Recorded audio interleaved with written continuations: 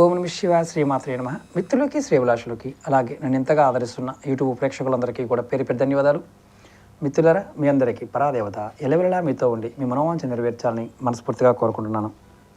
మనం 2 వీడియోలు చెప్పుకున్నాం.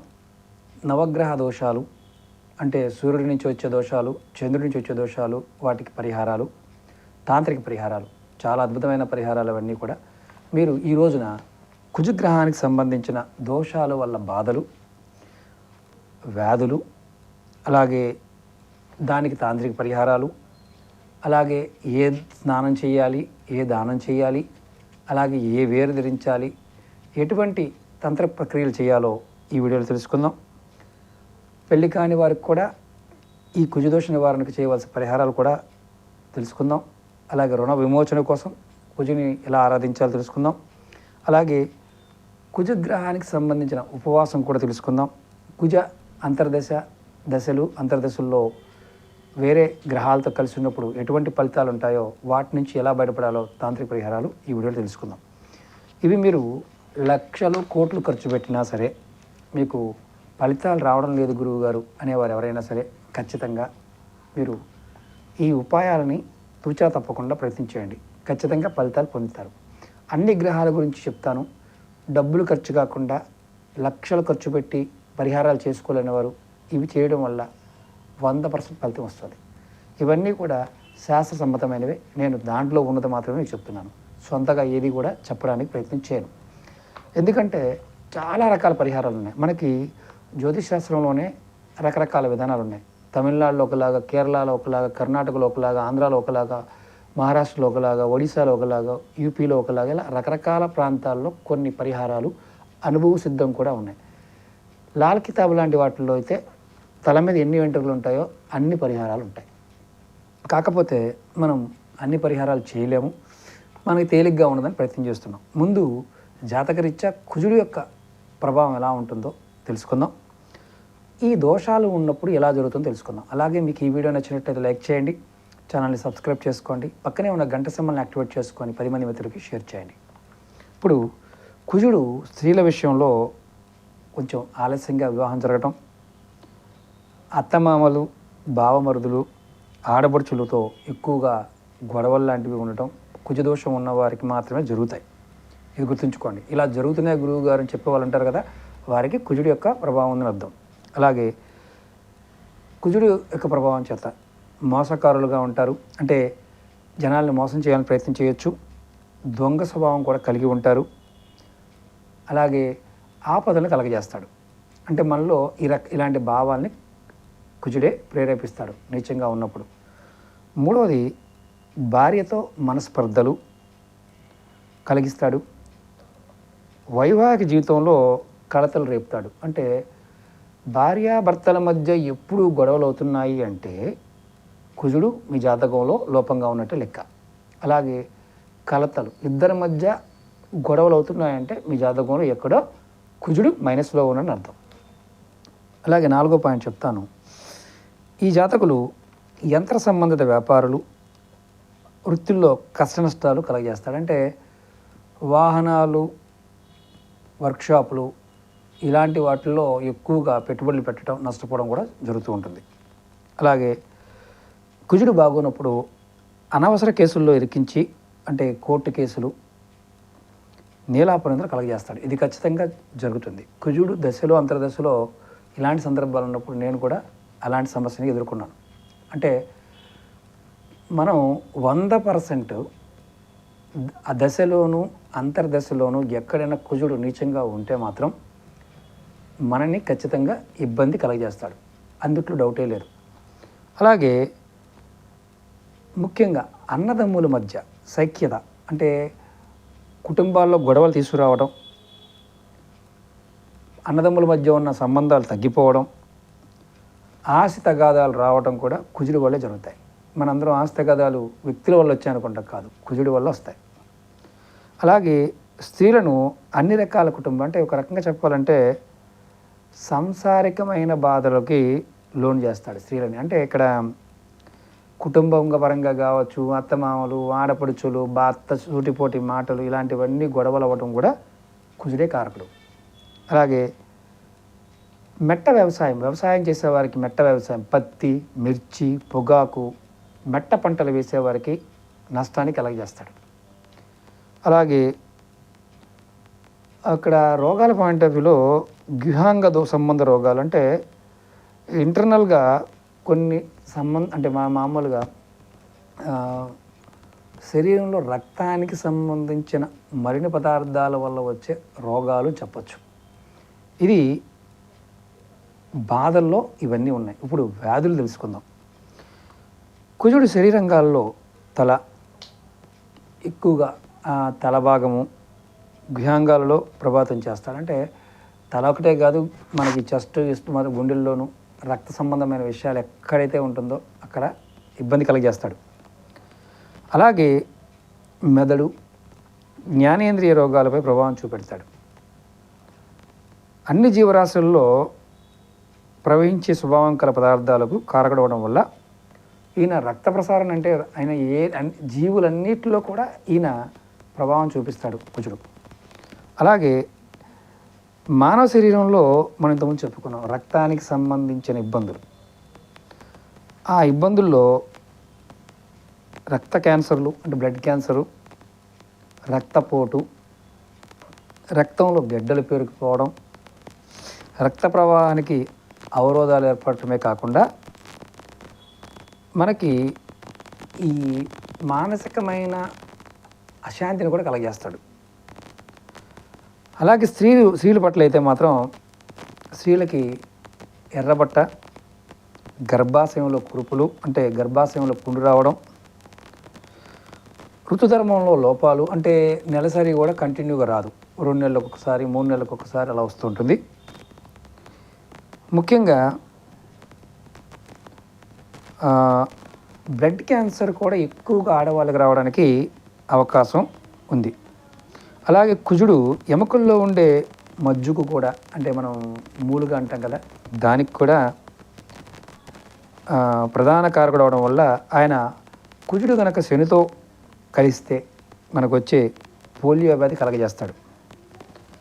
కిడ్నీలో జరిగే అంటే మామూలుగా కిడ్నీ రోగాల్లో కూడా ఈ అంటే దాంట్లో రాళ్ళు వస్తుంది సరే, కిడ్నీలో రాళ్ళు, ఆ రాళ్ళకు కూడా ఆయనే కారకుడవుతాడు. అలాగే మూత్రాశయ వ్యాధులకి, అలాగే ముఖ్యంగా ఇక్కడ ఈయనతో రాహు కలిస్తే ఈ జాతకుడికి ఏంటంటే కుజుడు రాహు కనుక జాతకంలో దశల్లోనూ అంతర్దశల్లో కానీ విదశల్లో కలిస్తే మాత్రం తీవ్ర అనర్థాలని కలగజేస్తాడు.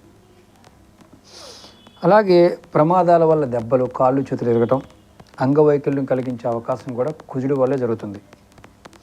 అలాగే శారీరకంగా మనిషిని కష్టపెట్టి ఉగ్రత్వం కలిగిన గ్రహం కాబట్టి కుజుడు మనుషుల్ని ఇబ్బంది కలగజేయడంలో ఎటువంటి అవకాశం వదులుకోవడని చెప్పచ్చు. ఇక్కడ ఈ శని, రాహు, కుజుడు, కేతువు వీళ్ళందరూ కూడా పాపగ్రహాలుగా ఉంటారు కాబట్టి వారు ఇబ్బందులు మాత్రం ఖచ్చితంగా కలగజేస్తారు. ఇప్పుడు మనం ఇలాంటి ఇబ్బందులు ఉన్నవారు కుజగ్రహ దోష నివారణకి తాంత్రిక పరిహారాలను తెలుసుకుందాం. ఇప్పుడు కుజగ్రహ అధిదేవత పృథ్వీ, ప్రత్యక్ష దేవత క్షేత్రపాలకుడు, ఆది ప్రత్యక్ష దేవత ఈ అంటే గుర్తుంచుకోవాల్సింది ఏంటంటే మనం భూమిపుత్రుడు అంగారకుడు అంటాం. భూమిపుత్రుడు కుజుడు. ఇప్పుడు ఎవరైనా సరే ఈ జాతకుడు అంటే ఎవరైనా జాతకరీత్యా ఇబ్బంది పడుతున్నవారు ఈయనకి ముఖ్యంగా ఆది దేవత అయిన భూమిని, ప్రత్యాది దేవత అయిన క్షేత్రపాలకుడు, ఆది ప్రత్యాది దేవత సహితగా అంటే మామూలుగా జపం చేయించుకోవడం, హోమాదులు చేయించుకోవడం ఇలాంటివి చేయటం వల్ల కూడా కుజపీడ నివారణ జరుగుతుంది.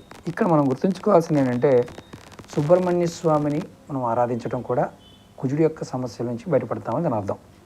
అలాగే కుజదోష నివారణ కోసం అధిష్టాన దేవతైన సుబ్రహ్మణ్య స్వామిని పూజించి ప్రతి మంగళవారం ఉపవాసం చేసి రాత్రికి కందిపప్పుతో చేసిన వంటకాలతో మాత్రమే భోజనం చేయాలి. భుజదోషంతో ఉన్నవారు ఇలా చేస్తే త్వరగా తగ్గుతుంది. అలాగే ప్రతిరోజు కూడా సుబ్రహ్మణ్య కవచాన్ని కానీ అష్టోత్తరం కానీ పఠించాలి. షష్ఠీ తిథి నాడు ప్రత్యక్షంగా పూజలు చేయడం మంచిది. దేవాలయాల్లో అంటే స్వామివారికి సుబ్రహ్మణ్య స్వామికి పూజ చేయడం చాలా మంచిది. అలాగే కుజుడు అంతరిక్ష దేవత. మనం ఇంతకుముందు చెప్పుకున్నట్టు ఆమె బగలాముఖి దేవి. ఈ తల్లి అనుగ్రహం కలిగితే మీకు కుజగ్రహ బాధల నుండి విముక్తి కలుగుతుంది. ఇక్కడ మరొక క్వశ్చన్ ఉంటుంది, గురువుగారు ఉగ్రదేవతలను ఆరాధించవచ్చా? సమస్య ఉన్నప్పుడు ఆరాధించవచ్చు, లేదంటే మామూలుగా కూడా చేసుకోవచ్చు. ఎందుకంటే ఈమెకి అమ్మవారికి 3 సంఖ్య సంకేతం. అలాగే అద్భుతాలు, సాహసకృత్యాలు చేసేవారు, మిలిటరీ, పోలీసులు, రెవెన్యూ శాఖల్లో పనిచేసేవారు, భూ సంబంధమైన విషయాలు, కోర్టు సంబంధ, బలవత్తర శత్రు సంబంధ వ్యవహారాలకి, అంటే అలాగే క్రూర మృగాలని, ఉగ్రవాదుల్ని, ముఠా నాయకుల్ని, అంటే లొంగదీసే శక్తి కూడా కుజుడు అనుకూలంగా ఉంటుంది. అంటే ఎక్కువగా కుజుడు యొక్క ప్రభావం చేత పోలీస్ శాఖలోను, కోర్టుల్లోనూ ఐఏఎస్లు, ఐపీఎస్లు ఎక్కువగా ఉంటారు, చాలా మొండిగా ఉంటారు అనేది చెప్పవచ్చు. ఇప్పుడు అమ్మవారిని ఆరాధించడం వల్ల ఏమవుతుందంటే వారికి ఈ శక్తి బాగా వస్తుంది చెప్పచ్చు. కుజగ్రహ దోషం వల్ల బాధలు పడుతున్న వారు ఎవరైనా సరే బగలాముఖీదేవి యంత్రాన్ని, మంత్రాన్ని, తంత్ర ప్రక్రియల ద్వారా కూడా మీరు అమ్మవారిని ఆరాధించడం వల్ల గొప్ప ఫలితాలే లభిస్తాయి. ఇక్కడ ఇంకా చాలా ఉన్నాయి, మీరు ఇది ఒకటే అనుకోకండి, చాలా ఉన్నాయి చెప్తాను. అలాగే 5వది ఏంటంటే ఈ దోష నివారణకు సంబంధించి గ్రహ సంబంధం, అంటే మనం ఇందులో మంత్రాలు, తంత్రాలు, రాళ్ళు, పదార్థాలు, చెట్లు కూడా ఉంటాయి కాబట్టి మీరేమీ టెన్షన్ పడకండి. మనం కుజగ్రహ దోష నివారణకి గ్రహ సంబంధ వస్తువులైన రాగి ముక్కలు లేదా బెల్లం కలిపిన నువ్వులు, కందిపప్పు, కుంకుమ కలిపిన అక్షింతలు, ఎర్రచందనం, చెట్టు బెరడు, అంటే ఎర్రచందనం చెట్టు బెరడు, సింధూరం రాసిన కొబ్బరికాయలు 3 సంఖ్య 3 కానీ 12 కానీ 21 కానీ వచ్చేట్లు తీసుకొని మీరు ఎక్కడైనా పారుతున్న నదిలో కానీ కాలువలో కానీ వాటిని ఇలా దారపోయాలి. మరొకసారి చెప్తాను, మీరు రాగి ముక్కలు, అలాగే బెల్లం కలిపిన నువ్వులు, కందిపప్పు, కుంకుమ కలిపిన అక్షింతలు, ఎర్రచందనం చెట్టు బెరడు, సింధూరము రాసిన కొబ్బరికాయలు, ఇవి 3 కానీ 12 కానీ 21 కానీ అంటే మన ఓపిక పట్టి తీసుకొని వీటిని పారుతున్న నదిలో కానీ కాలువలో కానీ దారపోయటం వల్ల కూడా కుజగ్రహ బాధ నివారణ జరుగుతుంది. అలాగే ఈ విధంగా ఎన్నిసార్లు చేయాలయా? 27 కానీ 45 రోజులు చేయాలి వరుసగా. అంటే ఇది కంటిన్యూగా రెగ్యులర్గా చేస్తే 100% ఫలితం వచ్చి తీరుతుంది. ఇది ప్రయత్నపూర్వకంగా నేను చేశాను. అంటే కుజగ్రహ ప్రభావం ఉన్నప్పుడు చేయడం వల్ల మంచి ఫలితాలు వస్తాయి, అందులో డౌట్ లేదు. అలాగే దీపారాధన, అంటే కుజగ్రహానికి సంబంధించిన దోషం తొలగడానికి ఏ దీపారాధన చేయాలో తెలుసుకుందాం. ప్రతి మంగళవారం నాడు మనకి మార్కెట్లో రాగి ప్రమిదలు దొరుకుతాయి. లేదా ఒకవేళ రాగి ప్రమిదలు మీకు ఓపిక లేకపోతే మట్టి ప్రమిదల్లో 3 ఒత్తులు వేసి ఊర్ధ్వముఖంగా త్రిభుజాకారంగా రక్తచందనం పౌడర్తో ముగ్గు వేసి హ్రూం హ్రూం అనే బీజమంత్రాన్ని మధ్యలో రాసి దానిపైన దీపం పెట్టి దక్షిణ దిక్కుగా వెలిగేటట్టు, అంటే ఊర్ధ్వముఖం అంటే పైకి, అధోముఖం అంటే కిందకి, పైకి పెట్టాలి. 3 ఒత్తులు పైకి పెట్టి వెలిగించాలి. వెలిగించి దాన్ని ఆ మంత్ర బీజం ఎక్కడికి రాసామో ఆ త్రిభుజాకారంగా ముందు గీసుకొని దాంట్లో మంత్రం రాసి దాని మీద దీపం పెట్టాలి. మట్టి ప్రమిదలు దాన్ని పెట్టచ్చు, కొత్త ప్రమిదలు పెట్టాలి. తర్వాత ఈ దీపం వెలిగే దీప ఒత్తులు ఉంటాయి కదా, అవి దక్షిణ వైపు భాగంలో ఉండాలి. ఇప్పుడు మీరు మీకున్న దోష తీవ్రతను బట్టి, అంటే మీరు జాతకం చూపించుకున్నారు, దాన్ని బట్టి 27 కానీ 54 కానీ 108 రోజులు ఈ దీపం పెట్టాలి. ప్రతిరోజు ఇదే ప్రాసెస్ చేయాలి. ఈ దీపం ముందు కూర్చొని భక్తితో అంగారక స్తోత్రాన్ని పఠిస్తే మీకు కుజగ్రహ బాధ నివారణ జరుగుతుంది. ఇది మీరు దోష నివారణకి వెలిగించాల్సిన దీపం. ఇప్పుడు దానం గురించి తెలుసుకుందాం. అంటే ఈ దోష నివారణకి ఏ దానం చేస్తే మీకు ఈ ఇబ్బంది బయటపడతారో తెలుసుకుందాం.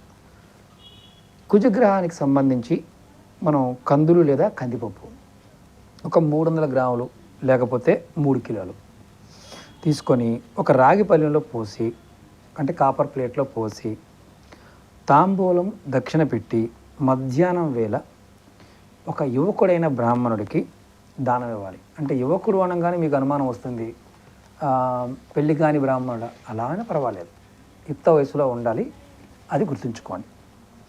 తర్వాత మీరు ఈ విధంగా ఎన్ని వారాలు చేయాలయ్యా? మరి ప్లేట్ ఇవ్వాల్సిన అవసరం లేదు. పోసి దక్షిణ తాంబూలాలు, అంటే మనకు మామూలుగా తమలపాకులు, అరటిపళ్ళు, ఒక్క ఇవన్నీ పెట్టి కాస్త అమౌంట్ కూడా దక్షిణగా పెట్టి ఇవ్వాలి. ఇది 18 మంగళవారాలు చేయడం వల్ల మీకు కుజశాంతి కలుగుతుందని శాస్త్రం చెప్తుంది. ఇప్పుడు స్నానం గురించి తెలుసుకుందాం. అంటే కుజగ్రహ దోష నివారణకు ఏ స్నానం చేస్తే మంచిదో తెలుసుకుందాం. ఒక రాగి బిందులో మీరు నీళ్లు పోయండి. ఆ నీటిలో ఉసిరిక, చండ్రకర్ర, నల్ల నువ్వులు వేసి ఆ బింది మీద దర్భలను కూడా ఉంచి కుజస్తోత్రాన్ని చేసి ఎర్రటి వస్త్రాలు ధరించి ఆ బిందులు అంటే అందులో ఉన్న నీటిలో ఆ నీళ్లు తీసుకొని శిరస్నానం చేయాలి. ఇక్కడ మరి గుర్తుంచుకోండి, ఇత్తడి లోటా కానీ కాపర్ లోటా లాంటిది బెటరు, ప్లాస్టిక్ వాడకండి. ఈ విధంగా మీరు 7 మంగళవారాలు చేస్తే మీకు కుజగ్రహ దోష నివారణ కూడా జరుగుతుంది. ఇప్పుడు మీరు మంత్రం ద్వారా, స్నానం ద్వారా, అలాగే దీపం వల్ల దోషాలు తొలగడానికి మార్గాలు ఇవన్నీ. అలాగే చాలామందికి అప్పులు చేస్తారు కదా, అప్పులు చేసిన వారు ఎర్రచందనం అక్షంతలతో కలిపిన నీటితో దోసుల నిండా తీసుకొని దక్షిణముఖంగా నిలబడి అర్ఘ్యం ఇవ్వాలి. ఇలా 4 అర్ఘ్యాలు ఉంటాయి. ఈ 4 అర్ఘ్యాలు కూడా ఇవ్వటం వల్ల అన్ని ఉపద్రవాలు, రోగబాధలు, శత్రు పరభావాలు, అంటే చాలామంది ఏంటంటే గురువుగారు వాడు నా మీద గెలుస్తున్నాడు గురువుగారు అనేది కూడా తగ్గిపోతుంది. మీరు వాళ్ళని గెలుస్తారు. రుణ బాధలు కూడా తొలగిపోతాయి. అప్పులు చేసిన వాడికి తొలగిపోతాయి. ఇప్పుడు అప్పులు తొలగడానికి మనం ఏం చేయాలనేది తెలుసుకుందాం. రుణ విమోచన కలిగించడానికి ఎవరైనా సరే రుణ బాధలతో బాధపడుతున్నవారు, సతమతం ఉంటే ఈ తాంత్రిక ప్రక్రియ చేయండి. ఎర్రచందనం కర్రతో కుజగ్రహ ప్రతిమ చేయించుకొని దాన్ని దక్షిణ దిక్కుగా స్థాపించి మంగళవారం మొదలుపెట్టి 40 రోజులు క్రమంగా కుజగ్రహ పూజ విధి విధానంగా చేసి రాత్రిపూట చండ్రకర్రని కాల్చి, అంటే అది కూడా మీరు చండ్రకర్ర తెచ్చుకోవాలి. ఆ చండ్రకర్రని కాల్చిన బొగ్గుతో మీరు ఉత్తర దక్షిణాలుగా 3 గీతలు గీసి, అంటే ఉత్తరం వైపు నుంచి దక్షిణం వైపు ఇలా 3 గీతలు గీయాలి వరుసగా. ఆ బొగ్గుతో కాల్చిన చండ్రకర్ర కాల్చిన బొగ్గుతో. తర్వాత వాటి మధ్యలో మీరు ఎంతైతే అప్పు ఉందో, అంటే రుణపడిన ధన సంఖ్య మొత్తం రాసి ఎడమకాలి మడంతో, మళ్ళీ గుర్తుంచుకోండి, ఎడమకాలి మడంతో ఉత్తరం నుండి దక్షిణ దిక్కుగా చెరిపేయాలి. అంటే ఉత్తరం వైపు నుంచి దక్షిణ వైపు మడంతోనే, కాలు మొత్తం కాదు, మడము అంటే కింద వెనక పక్కన ఉన్న భాగంతో చెరపాలి. ఈ విధంగా చెరిపి వేయడానికి ముందు మనం ఒకటి శ్లోకాన్ని, రక్తమాల్యంబరధరం అనే స్తోత్రాన్ని పఠించాలి. పగటిపూట అంగారక పూజ, రాత్రిపూట రుణ సంఖ్య చెరిపివేయటం, ఈ క్రియలు వరుసగా 40 రోజుల పాటు క్రమంగా చేయాలి. అంటే రోజు కాల్చుకోవాలి, చండ్రకర్ర కాల్చాలి, బొగ్గు తీసుకోవాలి, గీతలు గీయాలి, శ్లోకం చదువుకోవాలి. తర్వాత ఈ పూజ పగటిపూటేమో అంగారక స్తోత్ర పూజలు, అంగారక పూజ చేయటం, ఇలా రాత్రిపూటేమో ఈ తాంత్రిక ప్రక్రియ చేయడం వల్ల మీకు ఎన్ని కోట్ల అప్పు ఉన్నా తీరిపోతుంది. చాలామంది ఇలా చెప్తే సలహాలు ఇవ్వండి, గవర్నమెంట్కి చాలా అప్పు ఉంది భారతదేశానికి అంటుంటారు. మీరు వింటున్నారు కాబట్టి మీరు కూడా ఇవ్వచ్చు. ముఖ్యమంత్రి మనకి గమ్మత్తు ఏంటంటే, అప్పు ప్రజల కోసం గవర్నమెంట్ చేస్తుంది తప్ప ముఖ్యమంత్రి చేయడు. అంటే మన కర్మకాలి మనమే అప్పు ఆ డబ్బుల్ని వాడుకుంటూ ఉంటాం కాబట్టి ఆ రుణమంతా మన మీదే వేస్తూ ఉంటారు. ఆ అప్పుకి మనమే పరిహారం చేస్తే ముఖ్యమంత్రి గారికి ఏదైతే ప్రధానమంత్రి కావచ్చు, ముఖ్యమంత్రి గారు కావచ్చు, దేశానికి ఉన్న అప్పులు తీరాలంటే మనమే పరిహారాలు చేయాలి. ముఖ్యమంత్రులు చేస్తే పరిహారాలు తీరవు. కాబట్టి మనం చేస్తేనే ఇలాంటివన్నీ మార్పులు వస్తాయి. అది గుర్తుంచుకోండి. ఇక్కడ ఎంత పెద్ద అప్పు ఉన్నా సరే ఈ విధి విధానాన్ని పాటించితే ఖచ్చితంగా తీరిపోతుంది శాస్త్రం చెప్తుంది. కానీ ఓపిక మధ్యలో గ్యాప్ వస్తుంది గురువు గారు అంటే గ్యాప్ వస్తే మళ్ళీ మొదటి నుంచి చివరి దాకా చేయాల్సిందే. ఇప్పుడు ఉపవాసం గురించి తెలుసుకుందాం. అంటే కుజగ్రహం బాగున్నప్పుడు ఎటువంటి ఉపవాసం చేయాలో తెలుసుకుందాం. ఉపవాసం చేయడం వల్ల కూడా ఈ దోష నివారణ జరుగుతుంది. మీరు శుక్లపక్షం మొదటి మంగళవారం ప్రారంభించి 21 రోజులు కానీ 45 రోజులు కానీ అంటే 21 మంగళవారాలు కానీ లేదా 45 మంగళవారాలు కానీ నియమంగా పాటించాలి. పగలంతా ఉపవాసం ఉండి రాత్రి బెల్లంతో చేసిన హల్వా తినాలి. రాత్రి హల్వా తినే ముందు అంటే మీరు హల్వా బెల్లంతో చేసింది మాత్రమే తినాలి. తినే ముందు కుజగ్రహ తాంత్రిక మంత్రాన్ని 9 మాలలు అంటే మన రుద్రాక్ష మాల ఉందనుకోండి 108 పూసలు ఉంటాయి. మేరుతో కలుపుకొని 109. ఒక్కొక్క అలాంటి మాలలు 9 మాలలు జపం చేయాలి. తర్వాత మీరు బెల్లాన్ని ఎద్దుకు పెట్టాలి. అనుకున్న మంగళవారాలు పూర్తయి అంటే ఒకవేళ మీరు మొత్తం మంగళవారాలు చేసిన తర్వాత పూర్తయిన తర్వాత హోమం చేయాలి, అన్నదానం చేయాలి. బెల్లం, కొబ్బరికాయలు, కందులు, ఎర్రటి బట్టలు, రాగి సామాన్లు, గోధుమలు ఇలాంటి ద్రవ్యాలు దానం చేయాలి. ఈ ఉపవాస నియమం వల్ల కుజగ్రహ బాధ తొలగిపోతుంది. ఇప్పుడు మనం పెళ్లి కాని వారికి కుజగ్రహ దోషానికి సంబంధించిన పరిహారం ఏంటో తెలుసుకుందాం. ఎవరైనా సరే ఈ కుజ దశ నడుస్తున్నవారు 7 సంవత్సరాలు కనుక కుజుడు అధిపతి అయిన కుమారస్వామి అష్టకం ప్రతిరోజు 7 సార్లు చదవండి. ఇలా 7 సార్లు అష్టకం పారాయణం చేయడం వల్ల మీకు ఖచ్చితంగా మార్పు కనిపిస్తుంది. అలాగే సుబ్రహ్మణ్య స్వామి ఆలయంలో దర్శనం తలుచుకోవడం చేయాలి. అలాగే సుబ్రహ్మణ్య జననం జరిగిన కృతికా నక్షత్రం రోజున ఆలయంలో ప్రదక్షిణ చేయాలి. అంటే కృతికా నక్షత్రం నాడు ఖచ్చితంగా సుబ్రహ్మణ్య స్వామి ఆలయానికి వెళ్ళి ప్రదక్షిణ చేయడం వల్ల కూడా మీకు ఖచ్చితంగా దోషం తొలుగుతుంది. అలాగే ఎర్రని పూలమాలలతో సుబ్రహ్మణ్య స్వామిని పూజించాలి. అలాగే కుజుడికి అధిపతి దేవత సుబ్రహ్మణ్య స్వామి కాబట్టి ఉపవాసం ఉండటం, కందిపప్పు, బెల్లం చేసిన పదార్థాలు నైవేద్యంగా పెట్టడం, అలాగే కార్యాలయాల్లో సుబ్రహ్మణ్య స్వామి పటం ఉంచి ధూప దీప నైవేద్యాలు సమర్పించటం, కార్యక్రమాలు ప్రారంభించటం చేయాలి. అంటే కుజుడి యొక్క ప్రభావం ఉన్న జాతకులు ఖచ్చితంగా ఈ ప్రయత్నం చేయాలని అర్థం. అలాగే మంగళవారం నాడు సుబ్రహ్మణ్య స్వామి ఆలయం దర్శించుకోవడం, ఎర్రని వస్త్రాలు, ఎర్రని పళ్ళు సుబ్రహ్మణ్య స్వామి ఆలయంలో దానం చేయటం, స్త్రీలు ఎర్రటి వస్త్రాలు ధరించటం.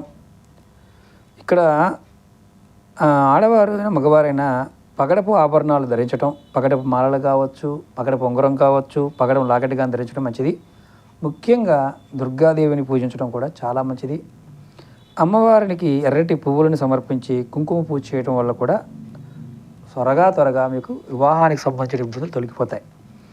దుర్గాదేవిని స్తుతించడం కూడా అంటే ప్రతిరోజు అమ్మవారిని ఆరాధించిన కుజ ప్రభావం తగ్గుతుంది.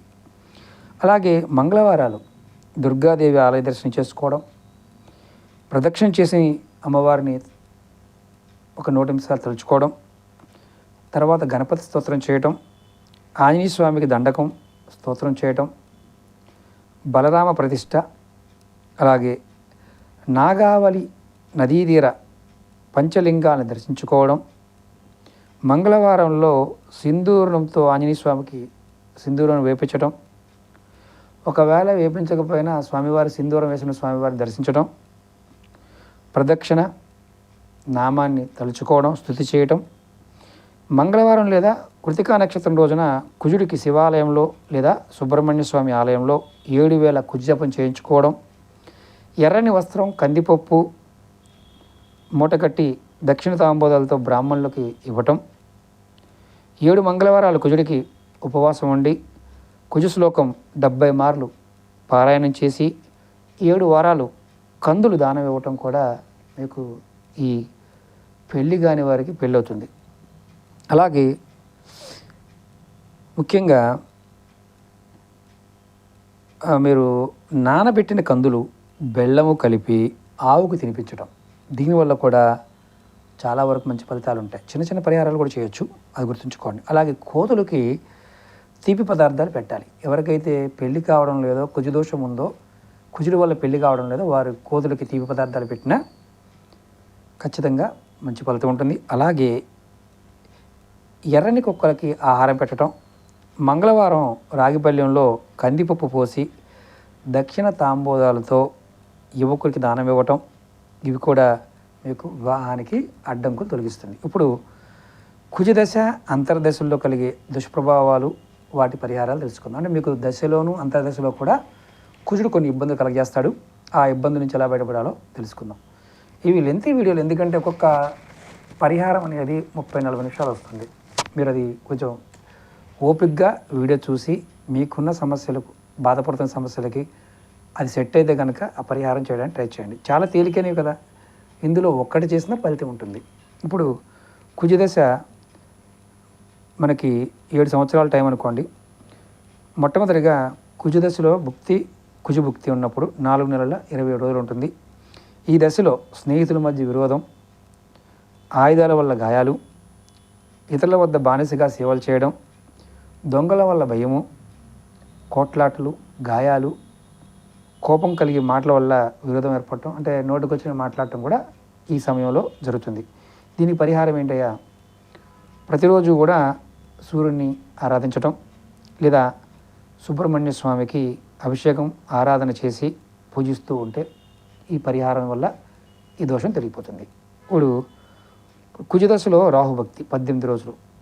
ఈ దశలో అంటే ఇక్కడ మరణాలు కూడా సంభవిస్తుంటాయి. కొంతమంది విషం వల్ల ప్రాణాపాయం ఏర్పడుతుంది. శరీరంలో కురుపులు, అలాగే దెబ్బల వల్ల ఎక్కువ ఇబ్బందులు, కుష్ఠరోగము, కిడ్నీ వ్యాధి ఇలాంటి వ్యాధులు కూడా ఈ సమయంలో రాహు కలగజేస్తాడు, ఇద్దరు కలిసి ఉంటే. దీనికి పరిహారం ఏంటయ్యా? శివాలయంలో మీరు గుర్తుంచుకోవాల్సింది ఏంటంటే, శివాలయంలో నాగరాజుకి పాలాభిషేకం, దాంతోపాటు మంగళవారం నాడు దుర్గాదేవికి రాహుకాలంలో పూజ చేయడం మంచి ఫలితాలను ఇస్తుంది. మీకు కుజదశలో రాహు ఉంటే మాత్రం ఖచ్చితంగా అమ్మవారిని ఆరాధించండి, మర్చిపోకండి. చాలా ఇబ్బంది కలగజేస్తాడు. ఇప్పుడు కుజదశలో గురుభక్తి 1 సంవత్సరం 11 నెలలు 6 రోజులు. జాతకుడికి అంటే ఇక్కడ గుర్తుంచుకోవాల్సింది ఏంటంటే, ఇది అశుభకాలమే చెప్పాలి. ఎందుకంటే కుజుడికి గురుడికి పడదు. గురువు మంచివాడైనా అంటే శుభుడైనప్పటికీ కూడా ఇందులో మంచి ఫలితాలు తక్కువే ఉంటాయి. కుటుంబం, ఆస్తి నష్టాలు, అంటే ఆస్తి నష్టం అని చెప్పడం కంటే కూడా అమ్మేసుకుంటారు, నాశనం అవుతారని చెప్పచ్చు.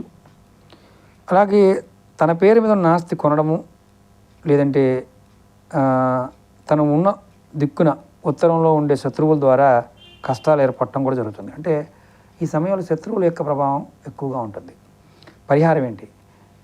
శివుడికి సహస్రనామార్చన, బ్రాహ్మణుడికి గుమ్మడికాయ దానం చేస్తే ఈ సమస్య తొలగిపోతుంది. చూడండి, సింపుల్. సహస్రనామార్చన, గుమ్మడికాయ దానం. గురుభక్తి నడుస్తున్నప్పుడు డబ్బులు ఖర్చు పెట్టడం గురువు రావలేదు కాదు, సింపుల్గా చేసుకోండి, ఖచ్చితంగా మార్పు వస్తుంది. అలాగే కుజదశలో శని భక్తి 1 నెల 9 రోజులు. ఈ దశలో శరీరం మీద తెల్లటి మచ్చలు, చర్మ వ్యాధులు కలగటం, శరీరంలో అలర్జీ, శరీరంలో పాండురోగం కలగటం ఇలాంటివి వస్తాయి. అలాగే ఆసుపత్రుల్లో తప్పకుండా చేరవలసిన పరిస్థితిని ఈ కుజుడు శని కలిసి ఉన్నప్పుడు జరుగుతుంది.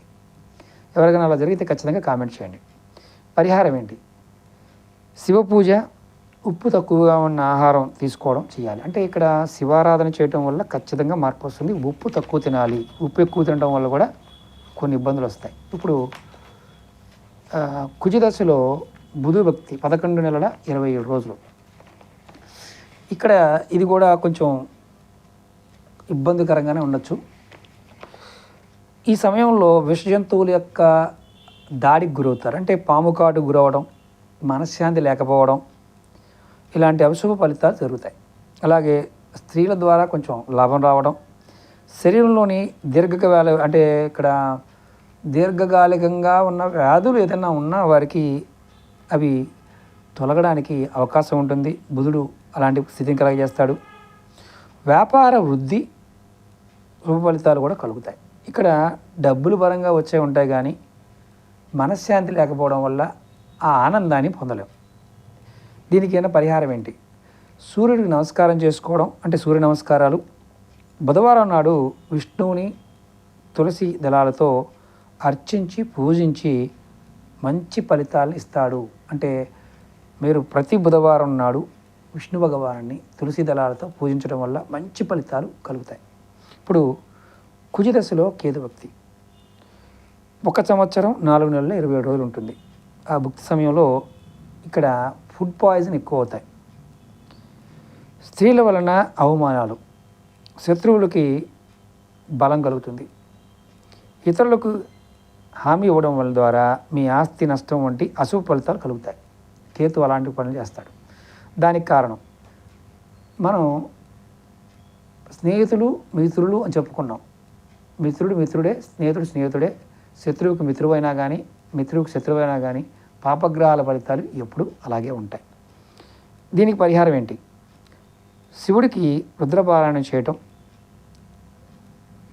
లేకపోతే అనంత పద్మనాభం అంటే పడుకుని ఉండే శయన ఆకారంలో ఉన్న అనంత పద్మనాభుడిని సేవించి పటికి బెల్లాన్ని నైవేద్యం చేసి అందరికీ పంచటం. అంటే ఇంట్లో అయినా అనంత పద్మనాభ స్వామి పడుకుని ఉంటాడు కదా, ఆ పటం పెట్టుకొని నైవేద్యంగా పటికి బెల్లం పెట్టి అందరికీ పంచిపెడుతూ ఉన్న ఈ దోషం పోతుంది. ఇప్పుడు కుజదశలో శుక్రభక్తి 2 నెలలు. ఈ జాతకుడికి ఇది కాస్త శుభదశ కాలంగా చెప్పచ్చు.